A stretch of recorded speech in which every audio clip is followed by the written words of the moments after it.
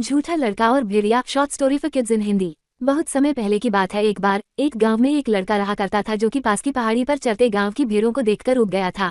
अपना मनोरंजन करने के लिए उसने चिल्लाया, भेड़िया भेड़िया भेड़िया भेड़ों का पीछा कर रहा है। लाए shepherd boy story in Hindi.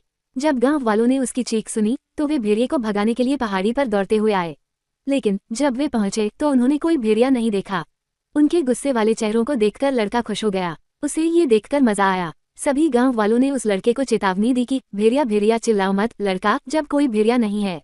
इसके बाद वे सभी गुस्से में वापस पहाड़ी से चले गए अपने मनोरंजन के लिए। बाद में एक बार फिर से चरवाहा लड़का फिर चिल्लाया, भेड़िया भेड़िया भेड़िया भेड़ों का पीछा कर रहा है। उसने देखा कि ग्रामीण भेड़िए को डराने के लिए पहाड़ी पर दौड़ रहे हैं।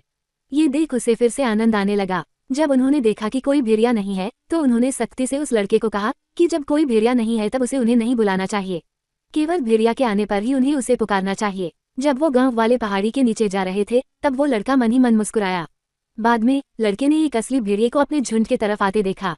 घबराए हुए वो अपने पैरों पर कूद गया और जितना जोर से चिल्ला सकता था चिल्लाया, भेड़िया भेड़िया। लेकिन गांव वालों ने अब की बार सोचा कि वो उन्हें फिर से बेवकूफ बना रहा है और इसलिए वे मदद के लिए नहीं आए। सूर्यास्त के समय ग्रामीण उस लड़के की तलाश में गए जो अपनी भेड़ों के साथ नहीं लौटा था। जब वे पहाड़ी पर गए तो उन्होंने उसे रोते हुए पाया। यहाँ वास्तव में एक भेड़िया था। झुंड चला गया। मैं चिल्लाया, भेड़िया, लेकिन तुम नहीं आए। वह चिल्लाया। ये सब वो रोते हुए कहा।